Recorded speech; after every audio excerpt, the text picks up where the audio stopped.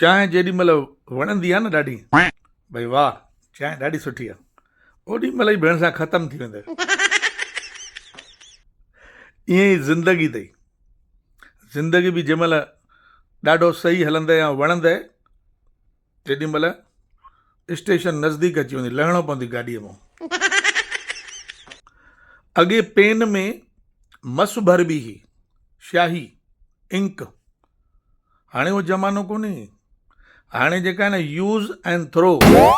हाणे मस न भरबी थी पेन में, जेॾी महिल हलणु बंदि थी वेंदी, मस ख़तमु थी वेंदी, फिटी कंदसि। ईअं ई ज़िंदगी बि थी।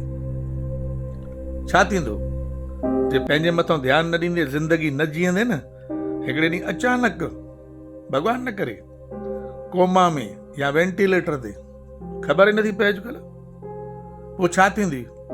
10 ॾींहं 15 ॾींहं घणा ॾींहं वेंदा अस्पताल में तुंहिंजा माइट, वञी न सघंदा, बिल भरण जी ॻाल्हि कान्हे, वञी न सघंदा, चवंदा हाणे नहीं मुक्ति थिए। इन करे मुंहिंजा प्यारा भाउ, ज़िंदगी जी, मौज सां ज़िंदगी जी। अॼु जी अॼु दोस्तनि सां मिल, अॼु माइटनि खे फ़ोन कर, जंहिंसां सिक हुजे, प्यार हुजे, अॼु, सुभाणे न कजांइ, अॼु।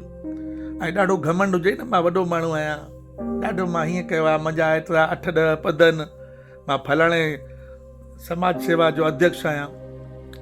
सच चवंदो अथई इहो, मसाणनि में वञी करे हिकु चकर लॻाया, तोखां बि सुहिणा माण्हू, तोखां बि बलवान माण्हू, तोखां बि शाहूकार, सभु हीअं रख पिया ते, रख ॾिसी आ वञी।